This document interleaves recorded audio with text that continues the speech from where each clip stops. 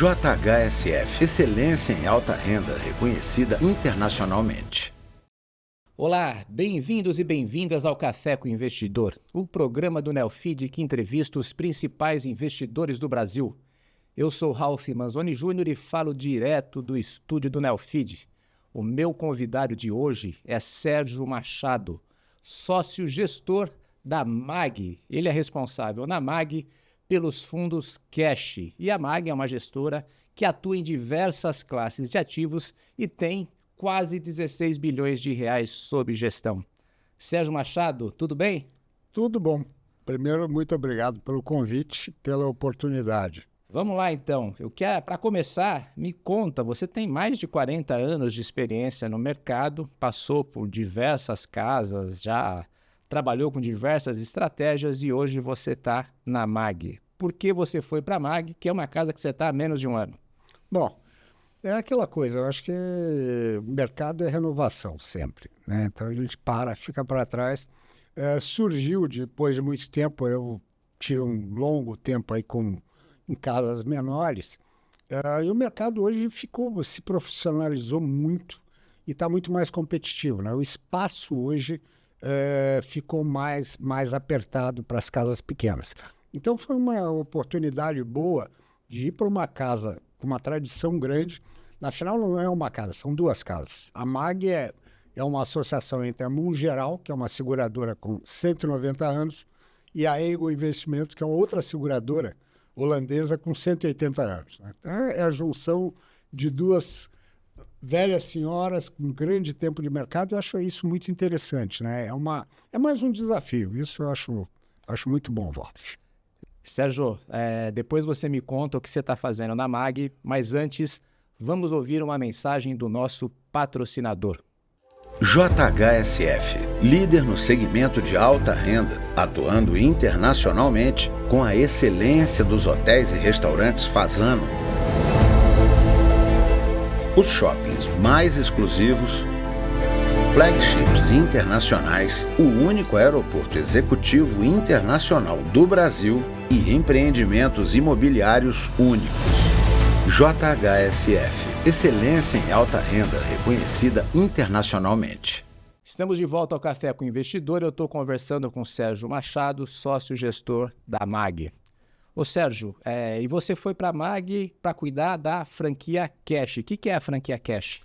Na verdade, esse é um produto, vamos dizer, o principal produto, que é o Cash, é o fundo MAG Cash. Ele é um produto que o conceito foi criado 12 anos atrás. Esse CNPJ é um CNPJ que faz 10 anos agora, em outubro. E ele foi uma coisa assim que foi uma virada, inclusive, na minha vida. Porque eu sempre vim de uma área de high vol, high risk, né? Então, e quando houve uma necessidade de um cliente de criar um produto que fosse um produto com menos risco, menos vol, justamente o contrário daquilo que eu costumava fazer. E foi legal, que foi a história do desafio. Foi fazer, como é que você faz? Antes eu estava acostumado a fazer, né, bife bourguignon, não vou fazer um arroz e feijão bem feito, tentar fazer isso. Então foi engraçado, porque a gente tende a ser meio prepotente, né? Fala, pessoal que não corre risco, é todo mundo meio coxinha, meio bobão. Aí falou, não, como é que eu consigo tentar? Então aí a gente vai nos meandros, né? Como é que eu consigo adequar um produto que tem um risco baixo, efetivamente baixo, com uma rentabilidade que seja interessante. Aí fala, histórico do fundo, nesses 10 anos, é 108, 109. Fala, que porcaria, não. Vai fazer 108, 109 carregando LFT, título dos maiores bancos do Brasil e termo. Não é tão fácil, tá certo? Mas é aquela história, também não é tão difícil, é só na teoria, mas no dia a dia isso faz a diferença. E eu acho que uma coisa também que eu me orgulho, são 120 meses, a gente nunca teve uma cota negativa mensal, né? Então a gente conseguiu passar, e nesse meio tempo a gente passou algumas crises bem interessantes, né? Passou desde a crise do governo anterior, né? Você teve crise aí você teve 2020 teve Covid, depois você teve crise das LFTs, a gente conseguiu de alguma forma. Teve o impeachment, né? Teve o Wesley Day, tudo isso aqui a gente até esquece, mas a gente conseguiu passar por esses períodos de turbulência bem. Então, o MagCash é renda fixa. E investe em quê? Você comentou rapidamente no que investe. Assim, como que você consegue fazer essa rentabilidade de 108%, 109% do CDI investindo em títulos tão conservadores? Bom, justamente o segredo, é só o temperinho, né? Porque a gente tem três estratégias. Uma básica aqui, por ser um fundo de caixa, ele tem que ter liquidez. Então, são as LFTs e as compromissadas. Uma outra parte são as operações a termo. A operação a termo é uma operação muito antiga, né? Que é um financiamento. Você financia compradores de bolsa. O cara quer comprar bolsa, você empresta dinheiro para ele. Aí você fala, bom, risco. Essa operação ela tem uma vantagem, ela é totalmente garantida pela B3. Então, eu empresto para o cara, mas eu não tenho risco com ele. A B3 é solidária total. Então, e essa é uma operação que é um desconto de duplicata. O cara toma grana por um determinado prazo a um dado preço. E se ele pagar, ele antecipar a operação, ele continua pagando a taxa total. E esse é o segredo da operação de termo. Quanto mais você tiver antecipações, maior é a rentabilidade final. Então, o segredo é um pouco, quando você tem mais volatilidade, você tem que ter mais termo. Quando você tem menos termo. E a outra parte são as LFs, né, que são títulos de banco, a gente não opera crédito corporativo. E hoje a gente só tem operações S1 e AAA. S1 são os 6 maiores bancos que cumprem todos os pré-requisitos de risco do Banco Central. Então é isso. O segredo é que você vai fazendo um nivelamento, depende da época, né? Então, épocas que a bolsa tem menos vol, você tem mais título, quando tem mais vol, você tem menos título, e vai fazendo esse caminho. Às vezes as LFTs têm uma rentabilidade maior, você amplia um pouco, às vezes elas vão contra, né? É só lembrar setembro de 2020, onde teve fundos que perderam 2%, 3%, 5% em LFT. Né? Nada é sem risco. Nada é sem risco. Um conceito que a gente tem que aprender no mercado sempre, não existe risco zero. Tá? Então a renda também não é fixa. Não. Essa renda fixa é uma mentira. Tá certo? Ela só... E isso daí existia no ideário popular, quando falava renda fixa, o cara compra e o cara fala, daqui a 2 anos eu vou ter 140. Botei 100. E durante o período, né, você vê um pau comendo que eu vou ter 140. Se você vendesse, você podia ter mais ou menos, né? Porque a cada dia você tem que saber como é que é a liquidez daquele ativo e a que preço. Tá. Quando você foi para a MAG, era 400 milhões sob gestão que essa franquia cash tinha. Quanto que está agora? Hoje a gente está com quase 1 bi 300. Estamos com 1 bi 200 no fundo MAG, o principal. E no Previdência, nós temos já quase 100 milhões. E como vocês conseguiram triplicar em tão pouco tempo?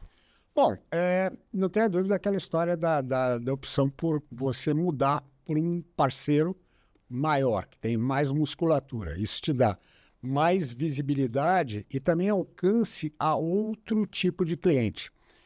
As assets independentes hoje, elas dependem quase que exclusivamente das plataformas, que são os grandes XP, BTG, né, Genial, coisa e tal. E não tem acesso aos institucionais. Quando você entra numa estrutura muito mais parruda, você vai ter, então, acesso a outro tipo. São os fundos de pensão, os RPPS, esse tipo de coisa. Né? Então, é um crescimento que a gente agrega esse tipo de investidor. Hoje, no meu PL está por volta de 25%.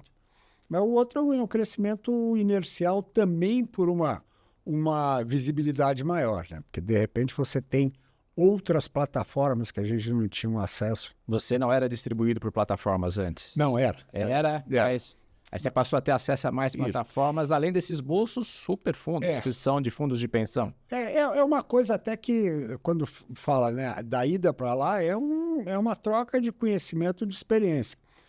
Quando eu cheguei lá, a MAG tinha 90% de outros e 10% de plataforma. E eu tinha 90% de plataforma e 10% de outros. Né? E agora, então, a MAG hoje já está com quase 15% de plataforma e eu estou com 25% de outros. Né? Então, é uma troca. A gente vai aprendendo também como acessar esse pessoal dos bolsos fundos, mas, ao mesmo tempo, tem um lado que a gente tem uma experiência, por ser menor, como acessar as plataformas também de uma forma mais eficiente. Estar mais próximo dos AIs, né, que são os escritórios. Porque, na verdade, algumas plataformas ficaram gigantescas. Né? Então, o trabalho na plataforma ele não é suficiente. Você tem que entrar nos braços dela. E esse é um trabalho que a gente sempre fez, que é uma coisa que eu gosto. Né? Eu acho que isso cresceu muito para mim no tempo da pandemia. Porque no tempo da pandemia as pessoas estavam desesperadas. Né? Então, esse tipo de escritório, de investimento, ele também ficou órfão. Porque no tempo ali ninguém sabia o que ia acontecer. Então, eles precisavam uma demanda eles tinham uma demanda para os clientes dele. E a gente se dispôs a isso. Então, a pandemia no começo era conta às 8 da manhã, às 11 da noite. Né? O pessoal desesperado, vou vender tudo, vou comprar. Aí fala, calma. Né? Primeira coisa, em crise, calma. Né? Calma total. O prejuízo é extremamente amigo dos apressados e dos afoitos. Né? Você tem que ser muito técnico, e não emocional. Emocional, aquela história, deixa emocional para jogo de futebol, para esse outro tipo de coisa. O mercado não é um lugar que premie quem se deixa levar pelo coração ou, pior, pelo fígado. Você tem planos de outros produtos? É aquela história. A gente sempre tem que estar aberto ao mercado, né? A demanda.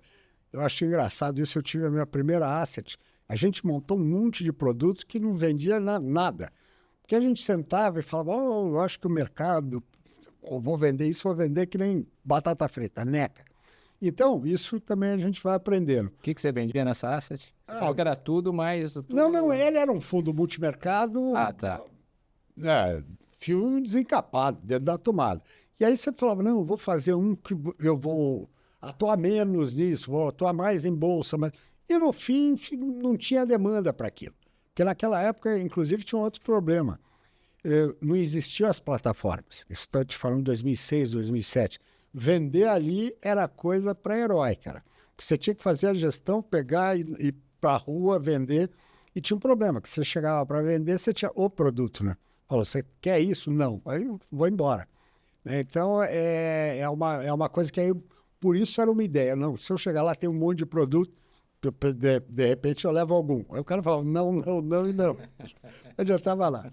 Então, mas você tem que estar aberto a essas demandas de mercado. Uma coisa que eu acho muito engraçada, e que eu nunca fiz e nunca falei, é a questão. Já começa a abrir fundo cambial. Hoje, né? Na situação que está. Dólar explodindo, isso é só aí. Então, é aquela história. Esse negócio de dólar, você tem que tomar um cuidado danado. Não faça isso. Porque sempre no Brasil tem assim, comprei dólar, estou fazendo hedge. O diabo nunca faz hedge quando o mercado está tranquilo. Ele faz hedge, não é hedge nada. Hedge é uma defesa de alguma coisa que você tem disposição à moeda. Quer crédito, quer débito, você tem que fazer algum ajuste. Né? Você está fazendo uma estruturação. Quando você diz que faz hedge porque o mercado está porrando, você não está. Você está simplesmente especulando. Você está comprando moeda e normalmente na hora errada. Né? Então, fundo cambial, não, porque você teria que ter um fundo cambial que fosse, né, de longa duração, que tivesse um conceito. E é difícil por quê? Por que o fundo cambial não vira? Porque o Brasil é o país do juro alto, cara. O juro real alto, ele faz parte né? Ele é inerente ao país. Por quê? Porque a gente tem uma responsabilidade fiscal crônica. A gente tem um nível de endividamento excessivo para o país. Então, se a gente tem algum tipo de fatores que permitem que essa doença não tenha sido arraigada. E quando tentaram fazer na porrada, a gente sabe que virou. Sim. Tem 2 exemplos recentes. Mas você vai ter outros produtos que você acabou se alongando? Não é isso. Depende. Ou você vai ficar focado no que você sabe fazer? Hoje a gente está focado nisso, né? A casa tem outros produtos, né? Apesar de ser uma casa que tem uma vocação a ser conservadora, não é uma casa que tenha, vamos dizer, um lado de muito risco. Então, hoje, pelo que a gente tem do portfólio, eu estou investindo mesmo no crescimento do Previdência, que eu acho que também é um produto... E tem 100 milhões. Por 100 milhões. Então tem espaço para crescer bastante. Tem espaço para crescer muito, né? Porque justamente essa é aquela história da demanda. Eu tenho um fundo que é um fundo caixa. Ele é um conceito de ser um fundo de alta liquidez, baixo risco. E começa a ter pessoas que falam assim, não, você não tem um pouquinho mais de rentabilidade, não tem problema de prazo e tal, então isso tem aquela coisa da Previdência. E a Previdência também, no Brasil, você tem a vantagem tributária, né? Que já não tem come cota, você tem uma tabela regressiva que chega num preço mais baixo, então ele é complementar. Eu penso muito assim, em fundos complementares ao cash, né? Que a gente tem também o outro fundo, que é o Cash 10, que é um fundo com resgate em 10 dias, que tem um pouquinho mais... Ele também tem a mesma coisa, mas ele tem um pouquinho mais de crédito que o cash.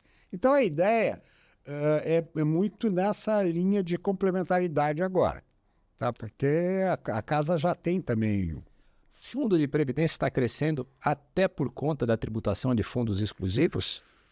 Por enquanto, você sabe que eu pensava que ia haver um reflexo muito maior. Sabe? Foi até eu achei que fosse ter um afluxo maior, não estou vendo. A gente está vendo mesmo como uma coisa natural, das pessoas fazerem um direcionamento para um outro tipo de ativo. Ô, Sérgio, você comentou que o Brasil é o país do juro alto. Mas o Brasil também não é o país da renda fixa? Eu acho que isso é uma derivada, né? É uma derivada primeira. Se eu vou ter um nível de juro alto, você vai ter uma propensão maior a isso, né? Por que eu vou correr riscos maiores de renda variável, que tem incerteza, se eu posso ter uma rentabilidade interessante em títulos de risco menor? Eu acho que isso ajuda e a gente só consegue sair isso com o tempo que tem uma estabilidade maior. Porque também, por outro lado, a gente tem a história do Tostines, né? A gente tem juro alto porque tem responsabilidade, é irresponsável. A Bolsa também não tem uma estrutura mais parruda também, porque você tem juro alto e instabilidade, você tem tudo é interligado. Na economia, né? Economia é fisiológica, é que nem o corpo humano. Você aperta aqui, dói aqui, você não pode. Então não adianta querer, eu acho engraçado que você vê às vezes o pessoal... quer que a coisa baixe por decreto. Não, baixa, juro que acerta, tal, compra a bolsa, que no longo prazo tudo sobe. Não, você tem essa história, no longo prazo tudo sobe, não é bem assim, né? Você tem que ter, e janelas de rentabilidade são diferentes, né? Tem que ter muito cuidado. E como que foi operar o cash na época da pandemia? Quando os juros ficaram historicamente assim, muito baixos. Assim que no Brasil, acho que não há paralelo de juros tão baixos como naquele período. Não. Aquele negócio foi justamente essa coisa de você ajustar as caixinhas. O que aconteceu? Naquela época, os títulos não rendiam nada e não fazia sentido, porque eu nunca acreditei. Aquilo eu sempre fui crítico e é só quem me conhece longo tempo, internet, nas redes e tal, que eu sempre falei, é insano, não queiram, é aquela história, tentaram fazer o Brasil virar Suíça por decreto. Juro negativo no Brasil mais baixo que na Suíça, me perdoe, a gente não tinha, né, direito a ter esse tipo de coisa sem fazer a lição. Na vida é uma troca sempre, e na economia mais ainda, porque o que está errado vem à tona muito mais rápido. Então, naquilo que a gente fez, diminui, eu quase não tinha título de dívida, quase cheguei a ter 1% de LF e cheguei a ter 70% de termo. Por quê? Aí o mercado foi a festa. A bolsa só subia, porque não tinha alternativa. Também tinha isso. Você gerou uma demanda artificial por bolsa. Porque a 2% ao ano, isso eu cansei de ver cliente que vai 2% ao ano, eu prefiro gastar, se lembra que explodiu venda de carro, né, lanche, apartamento, sítio, né, qualquer coisa, trailer. Investimentos alternativos também cresceu absurdamente, também, que é o normal quando você está com juro baixo e com aquela liquidez absurda que existia. Exatamente. Chega aquela coisa, e aí chega no nível da histeria, da NFT de macaco, esse tipo de coisa, que aí, isso aí já é um sinal. Sinal de é um evento duplo. Taxa de juros está errada e a liquidez excessiva. Quando você pega collectibles, isso tem uns estudos que é típico. Quando você pega os collectibles explodindo, é que você tem grana demais sem ter aonde pôr. Então, acontece esse tipo de coisa. Mas ali eu aproveitei um pedaço dessa liquidez, foi para a Bolsa, e é um ano que o fundo melhor rendeu. Ele deu 126 do CDI. É lógico, o CDI baixinho, mas nota que de alguma forma eu consegui também dar melhorar né, o retorno. Apesar que eu tinha uma coisa, você não adianta querer ser gordo e magro, você tem que ser um ou outro. O que acontece é assim, eu tenho meu comprometimento é com o percentual do CDI. Não é que não, tinha umas épocas daquele lá, não. Por que você não muda para CDI mais? Cara, se eu mudar para CDI mais, tem que ser pro resto da vida. Eu não posso mudar o fundo. Tem toda uma carteira, tem uma estratégia. Aquilo lá tem um monte de título, um monte de ativo, que eles foram comprados com uma ciência. Então não adianta. Agora, então muda, né? Porque senão é que nem contrato em GPM. Quando fica negativo, muda para IPCA. Quando fica positivão, muda para IGPM. Não pode. Mas e o inverso? O juro a 14% e caindo bem devagar. Você estava com um juro negativo e passou para um juro de 14%, que colocando a inflação, ainda é uma taxa real muito alta. Isso é bom? Não, esse negócio de falar que quem ganha com juro alto é banqueiro, isso é uma bobagem. Ninguém ganha com juro muito alto. Juro é custo, tá certo? Ele não é retorno. Você tem uma sensação de retorno absoluto maior, né? Nominal. Mas se o juro está muito alto, tecnicamente, é porque você está perdendo na inflação. Você tem uma erosão do teu poder de compra. Tá certo? A melhor coisa é você ter um juro equalizado, nem muito baixo, nem muito alto. Porque os dois estão indicando. Não, muito baixo, eventualmente, você está indicando que fez a lição. Eu estou falando, no nosso caso, ainda não. Agora, enquanto está alto demais, não. E o mais importante também, no caso do juro, são as expectativas estarem ancoradas, de fato. É o juro que está sendo... porque Inflation Target foi uma mudança que realmente mudou o mundo, da forma de lidar com a inflação, e foi uma mudança de sucesso, né? A implantação do Inflation Target, ela muda aquela coisa do stop and go, porque antes, quando você tinha uma política monetária ortodoxa, era choque, né? Então, a inflação dá uma porrada, você dá um porradão no juro, jogava 30, a economia parava, né? Oba, vamos lá. Então, hoje, a beleza da meta de inflação é o Banco Central cooptar os agentes para ajudarem ele. Porque ele não tem, o poder do Banco Central simplesmente é coercitivo via juros. É muito pequeno. Então, justamente ele fala, moçada, se a coisa piorar, eu vou ter que aumentar. Se melhorar, sabe, com isso, e vai criando. E quando você ancora expectativa, o que o Banco Central fala, o mercado aceita, entende e ajuda. Né? Então, esse é um processo. Né? Então, tanto é que acho que tem uns equívocos de ir contra o Banco Central, falar que ele está indo contra a economia, não é nada disso. Então, como você está enxergando essa questão fiscal, que é o grande debate hoje, é a questão fiscal. O governo Lula fez o arcabouço fiscal, que está tentando fazer um ajuste fiscal pelo aumento da receita, aumentando impostos em alguns casos. tentando cortar alguns privilégios. Por outro lado, tem aumentado alguns impostos. Mas agentes no mercado hoje claramente estão falando que essa política se esgotou. Qual que é a sua opinião? Bom, eu acho que é um problema. Até a semana passada a gente teve nossa reunião mensal com nossos consultores. Que a gente tem um grupo de economistas muito bom na MAC. Isso eu acho ótimo. Porque depois de tanto tempo voando sozinho, voando solo, né, você ter na casa um corpo de economistas é muito saudável, porque você tem com quem conversar, com quem... Mas, além desse time, nós temos uma consultoria externa muito tradicional, a MCM, né, que também eu sou cliente deles desde do tempo das caravelas, desde que eles começaram. E a reunião é justamente essa. No fundo, você tem toda aquela coisa do fiscal, tal. Eu não sou economista, eu sou administrador. Então, eu entendo de economia, mas eu não vou tão a fundo assim.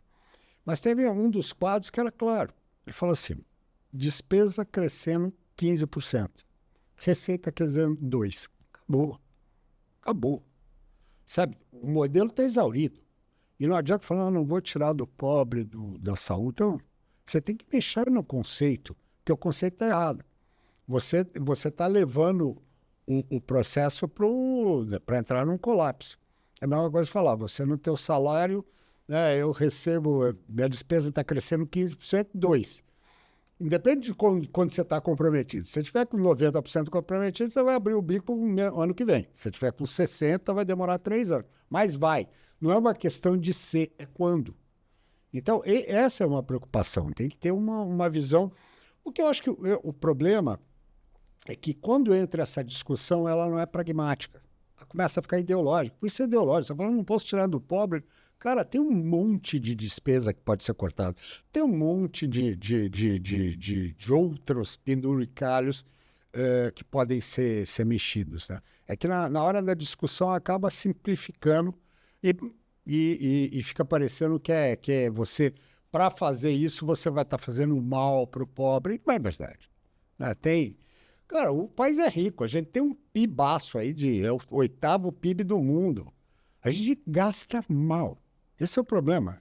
A gente arrecada muito, né, paga muito imposto e gasta mal. É simples assim. Né? Lógico, tem as despesas, né, que são constitucionais. Isso é um saco de gato, não tenha dúvida. É aquela história que a gente estava conversando antes. Toda a confusão ela vai sendo construída aos poucos, não é que é de um dia para o outro. Né? Então ela tá. E é difícil, né? Quanto mais o nó vai ficando apertado, mais difícil de cortá-lo, né? Mas é o tipo da coisa, ou você faz, ou vai ser obrigado a fazê-lo. Ou então entra num processo de deterioração que vai bater em quem? No mais pobre. Esse que é o problema. O pior imposto que tem chama inflação, é desemprego, né? É falta de recurso. É esse. Então, eu acho que essa que é a visão, né? A melhor forma de fazer a coisa é fazer bem feito. Ou seja, você é do time que acha que o arcabouço já foi natimorto, que precisa já ser revisto? Aí ele precisa, né? Porque ele nasceu, ele nasceu bacana. Quando ele já veio. Né? As limitações de crescimento, bem, já não precisa. O que você precisa ter? O problema é o seguinte, regra, você precisa ter regra. Boa ou ruim, regra. Eu tenho que ter o seguinte, é isso e é isso. Imagina, o país é hostil com quem empreende, que é quem gera emprego, que é quem gera, né, algum alento. 80% dos empregos são gerados pela pequena e médio. Esse cara é um herói, mano. É um herói. Porque ele vive no ambiente mais hostil do planeta, ele não tem crédito, diferente do resto do mundo. O pequeno não tem crédito, ele tem pouco e caro. Né? Ele não tem qualquer apoio, ele vive num emaranhado de tributação maluca e não tem a menor visão do futuro. Porque o que hoje, eu não sei o que vai acontecer amanhã, esses caras eu admiro para boa, mas e que deveriam ser os caras que seriam amparados, não é desoneração para grandão. seria para os pequenos, né? Ia ser muito mais útil e eficaz. Ô Sérgio, o papo tá bom, mas já estamos chegando no final e no final eu faço um bate-bola, perguntas e respostas rápidas. Vamos lá? Vamos lá. Um investimento que você se arrepende? Você sabe comprar dólar numa... O dólar é difícil você ficar feliz com ele. O dólar foi feito justamente... Como você tem juro muito alto, dólar é um negócio que você tem que vender. No Brasil ele foi feito para vender. Então você tem que comprar dólar, se olhar, pega histórico, compara com o CDI. Só janelas que você ganha. E o investimento da qual você se orgulha? Eu acho que nessa parte de orgulho foi num tempo que eu tinha mais paciência para estudar. O Brasil era muito mais terra de ninguém. O nosso mercado era muito. Aqui era mato e mato alto, até muito pouco tempo. Eu me lembro que a gente fez um estudo, eu trabalhava na tesoureiro do Bandeirantes, com o cara da corretora, e a gente descobriu um papel lá que era uma associação com uma empresa americana e tal, e que era uma SPE, como se fosse. Então, e tinha direito de regresso. Então, o que aconteceu? Essa empresa tinha acabado de ser a função, ela estava negociada na Bolsa a peanuts, e ela ia valer o patrimonial, né? E aí a gente comprou, né? Eu não pus tanta fé, porque o cara fez o estudo, mas ele botou um caminhão de dinheiro. E o que doía é que todo dia a gente comprava e quem vendia era o Banco do Brasil. Eu falava, putz, grilo, isso não é verdade, tem algum erro. Até que veio o negócio, tem um porradão gigante, mas foi assim, caiu uma grana, tal. Comprei o carro importado, né? Não é porradão assim, 10 vezes em dólar. Mas o outro cara ganhou muito dinheiro, muito dinheiro. Mas é assim, que tem aquela coisa dos méritos, né? No passado a gente tinha muito mais espaço. Hoje o mercado está muito arbitrado. Né? Certo. E um aplicativo que não pode faltar no seu celular? Você sabe que é o WhatsAppão, né? Por mais que eu não goste muito de celular e tal, hoje eu não vivo sem, né? Porque já tem... Inclusive, ele virou muito profissional, né? Até hoje tem umas coisas que você já não consegue fazer. Inclusive, até nós estamos usando bastante para essa conversa com os AIs das grandes plataformas. Hoje o WhatsApp é uma tremenda ferramenta. E por fim, Sérgio, todo mundo tem uma frase, um mantra que leva para a vida. Qual que é a sua? Aquela história.